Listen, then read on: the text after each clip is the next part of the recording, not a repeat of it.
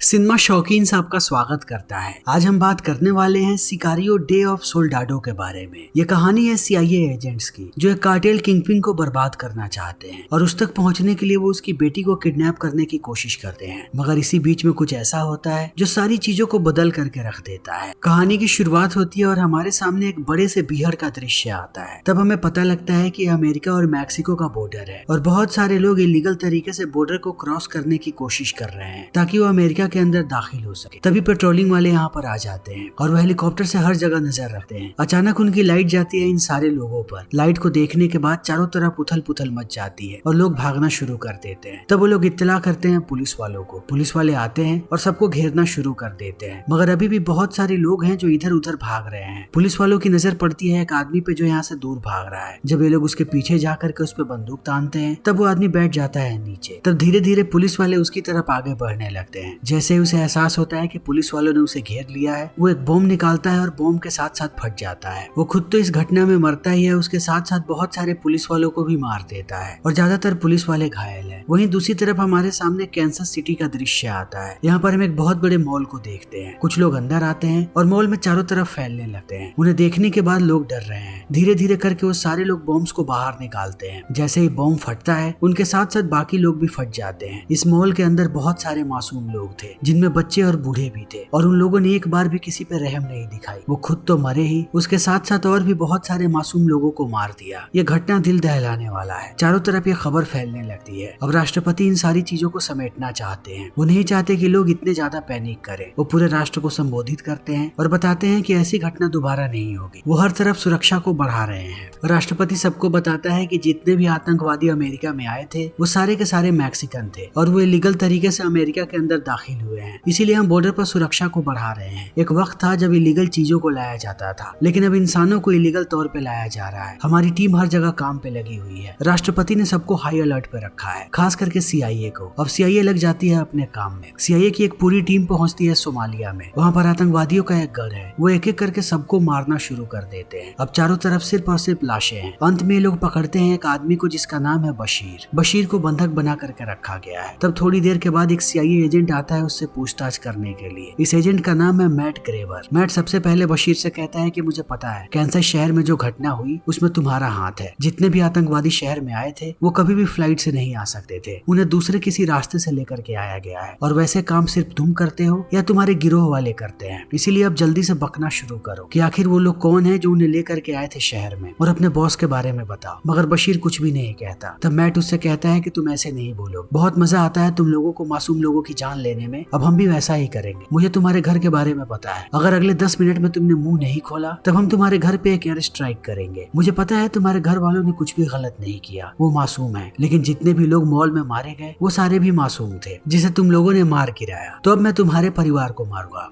बशीर को इन बातों पर भरोसा नहीं होता। उसे लगता है कि मैट बस मजाक कर रहा है। वो लोग कभी भी किसी परिवार को नहीं मारेंगे। वो ऐसे ही हंसते रहता है और कुछ नहीं बोलता है। तब मैट ऑर्डर देता है कि वो लोग एयर स्ट्राइक करे और बशीर के सामने ही उसके पूरे के पूरे खानदान को उड़ा दिया जाता है, जिसे देखने के बाद अब बशीर की हालत खराब है। तभी हमारे सामने मैक्सिको का दृश्य आता है। यहाँ पर हम एक लड़के को देखते हैं जिसका नाम है मिगेल। मिगेल अपने घर से छुप करके निकलता है और जाकर के मिलता है हेक्टर नाम के एक आदमी से। हेक्टर छोटे मोटे काम करते रहता है कार्टेल के लिए, जिससे वो पैसे बनाता है और नशा भी करता है। मिगेल भी हेक्टर के पास इसीलिए आता है ताकि वो फ्री में नशा कर सके। हेक्टर का एक बहुत बड़ा ग्रुप है। वो अपने सारे दोस्तों से कार्टेल का काम करवाता है। जब ये लोग थोड़ी देर तक नशा करते हैं तब हेक्टर मिगेल को कहता है कि कब तक तुम ऐसे जिंदगी बिताते रहोगे, मेरे साथ मिल जाओ और कार्टेल के लिए काम करो। तुम्हारी जिंदगी बन जाएगी। तुम्हारे पास हर वो चीज होगी जिसके बारे में तुमने सिर्फ सपने में सोचा है। इतना कहने के बाद वो कुछ पैसे भी देता है मिगेल को और मिगेल मान जाता है। इसी बीच हमारे सामने आता है अमेरिका का दृश्य। हम सिंथिया नाम की एक एजेंट को देखते हैं जो जाकर के मिलती है मैट से और उसे कहती है कि मैं तुम्हें मिलवाना चाहती हूँ सेक्रेटरी ऑफ डिफेंस से, जिसका नाम है जेम्स।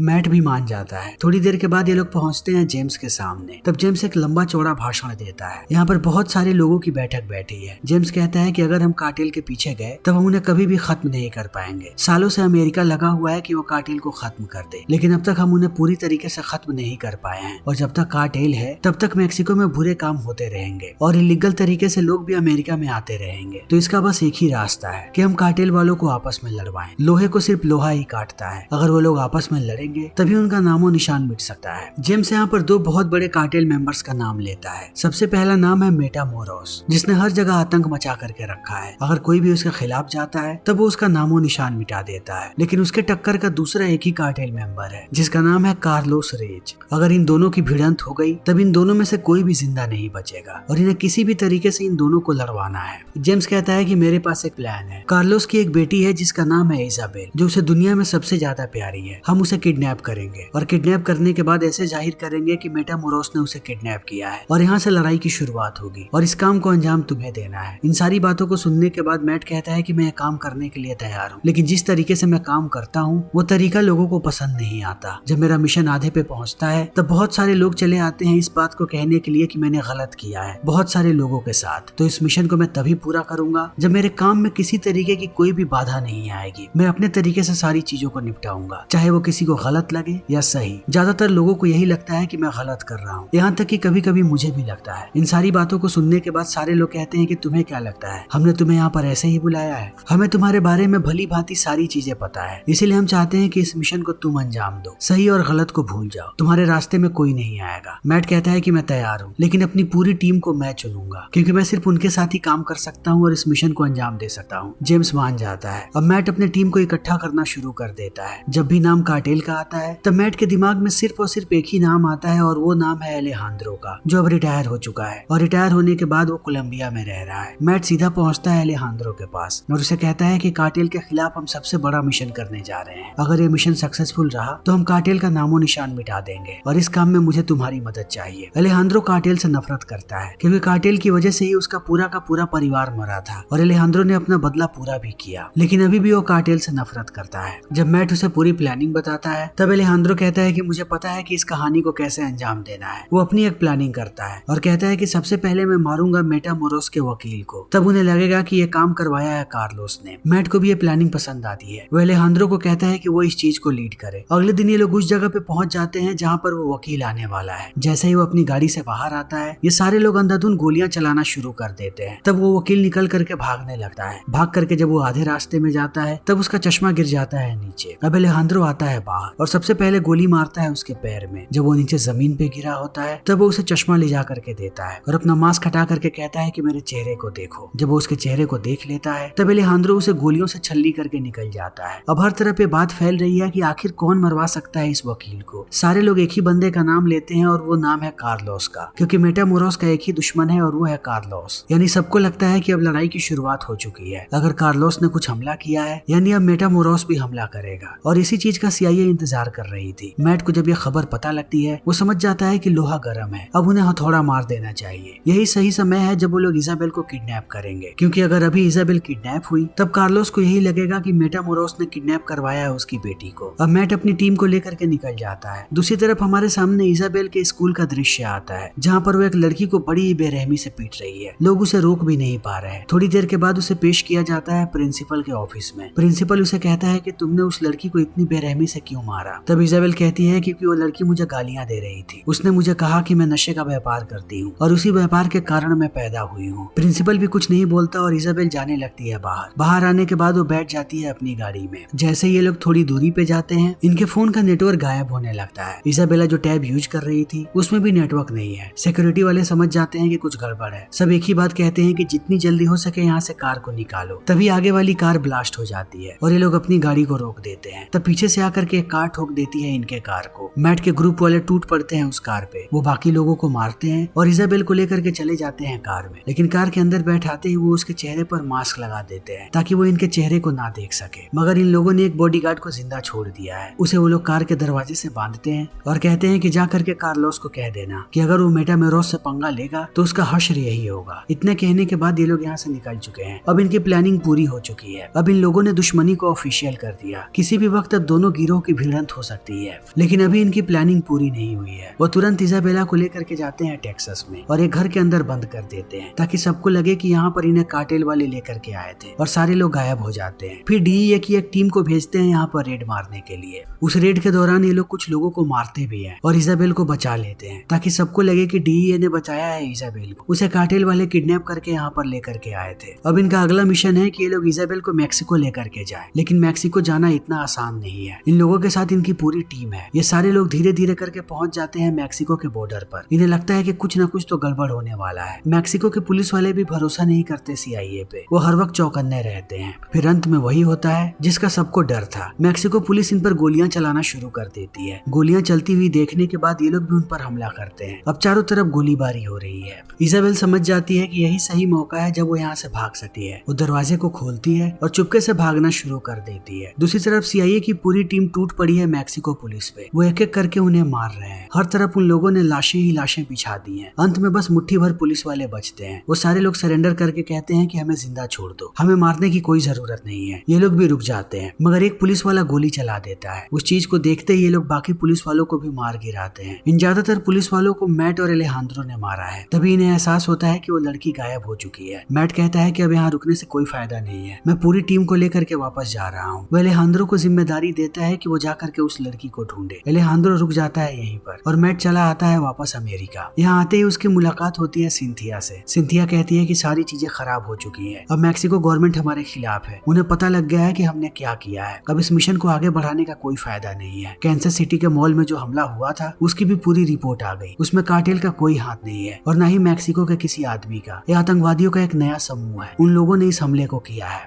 जितनी जल्दी हो सके इन सारी चीजों को खत्म करो। ये राष्ट्रपति का आदेश है। तुरंत ही इलेक्शंस होने वाले हैं और वो नहीं चाहते कि इस बात को और आगे बढ़ाया जाए और मैक्सिको से उनके ताल्लुकात खराब हो। ऑलरेडी तुम लोगों ने मैक्सिको के बहुत सारे पुलिस वालों को मार गिराया। ये बात बहुत आगे बढ़ गई है। ये खबर अब एक इंटरनेशनल खबर है। इन बातों को सुनने के बाद अब मैट भड़क जाता है और कहता है कि मेरे तरीके तुम लोगों की तरह नहीं है। मैं दोगला इंसान नहीं हूँ। इस मिशन के शुरुआत में ही मैंने ये बात कही थी कि इसे मैं अपने तरीके से करूंगा और बीच मिशन में मेरे सामने कोई नहीं आएगा। हर बार मेरे साथ यही होता है और इस बार भी यही हो रहा है। जब तक मैं इस चीज को अपने तरीके से ना निपटा दूं मैं शांत नहीं बैठूंगा और मुझे किसी का भी ऑर्डर नहीं सुनना, ना ही तुम्हारा और ना ही किसी और का। दूसरी तरफ हम इजाबेल को देखते हैं जो बीहड़ में ऐसे ही भटक रही है। तभी एक आदमी उसे पकड़ लेता है और जबरदस्ती करना शुरू कर देता है, मगर वो इजाबेल को चोट पहुंचाता उससे पहले एलेहांद्रो आकर के मार देता है उसे और इजाबेल को बैठा लेता है कार में। इजाबेल बहुत ही बुरी तरीके से डरी हुई है। उसे देखने के बाद एलेहांद्रो कहता है कि मैं तुम्हें चोट नहीं पहुंचाऊंगा, तुम्हें डरने की कोई जरूरत नहीं है, आराम से चुपचाप बैठ जाओ। थोड़ी दूर चलने के बाद ये लोग बीहड़ में भटकना शुरू कर देते हैं। तब इजाबेल एलेहांद्रो से पूछती है कि आखिर तुम कौन हो और मुझे कैसे जानते हो? क्या तुम मेरे पिता के लिए काम करते हो? एलेहांद्रो कहता है कि नहीं, मैं तुम्हारे पिता का दुश्मन हूँ। तभी उसकी नजर पड़ती है एक आदमी पे। जब एलेहांद्रो उससे बात करता है तब पता लगता है कि आदमी गूंगा बह रहा है। एलेहांद्रो साइन लैंग्वेज में बात करना शुरू कर देता है और कहता है कि हम लोग भूखे और प्यासे हैं, बहुत देर से इस बीहड़ में भटक रहे हैं, हमें रहने के लिए जगह और खाना पानी चाहिए। इस साइन लैंग्वेज को देखने के बाद इस आदमी को शक होने लगता है एलेहांद्रो पे। वो कहता है कि तुम कौन हो और साइन लैंग्वेज तुमने कहाँ से सीखी? एलेहांद्रो बताता है कि उसकी बच्ची की भी यही कंडीशन थी, वो उससे साइन लैंग्वेजेस में बात करता था, मगर अब उसकी बच्ची इस दुनिया में नहीं है। इसके बाद ये आदमी कोई भी सवाल नहीं पूछता और अपने घर में इन्हें पनाह दे देता है। जैसे जैसे रात होती है इजाबेल को एलेहांद्रो याद आने लगता है, क्योंकि एलेहांद्रो का भी वकील हुआ करता था और उसके पूरे परिवार को मरवा दिया गया था। तब अखबार में ये खबर आई थी। उसके बाद एलेहांद्रो CIA के साथ काम करने लगा और इजाबेल को एक कहानी पता है और जिस आदमी ने एलेहांद्रो के पूरे परिवार को मारा था वो किसी और के लिए नहीं बल्कि इजाबेल के पिता कार्लोस के लिए काम करता था और उस आदमी को एलेहांद्रो ने बड़ी ही बेरहमी से मारा उसके परिवार के साथ। इजाबेल इन सारी चीजों को याद कर रही है और उसे समझ में आ रहा है कि एलेहांद्रो कितना खतरनाक आदमी है। थोड़ी देर के बाद एलेहांद्रो का फोन बजता है। जैसे ही वो फोन उठाता है मैट उसे कहता है कि सारी चीजें खराब हो चुकी हैं, अब सब कुछ बदल गया, ये मिशन बिल्कुल भी पहले की तरह नहीं है, क्या वो लड़की तुम्हारे पास है? एलेहांद्रो कहता है कि हाँ। तब मैट कहता है कि उसे मार दो, अब मिशन खत्म हो रहा है, हमने बहुत सारे मैक्सिकन पुलिस वालों को मारा है लेकिन अब तक ये बात प्रूफ नहीं हुई है कि किसने मारा उन पुलिस वालों को, सिर्फ वो लड़की जानती है, उसके सामने हमने मारा है इतने सारे पुलिस वालों को, तो उसे मारो और ये केस यहीं पे खत्म हो जाएगा। तब एलेहांद्रो मना कर देता है कि वो इस मासूम बच्ची को नहीं मारेगा। वो जैसे ही फोन काटता है मैट समझ जाता है कि अब मामला खराब होने वाला है। एलेहांद्रो एक सरफिरा आदमी है, एक बार उसने कुछ ठान लिया तब वो किसी की भी बात नहीं सुनेगा।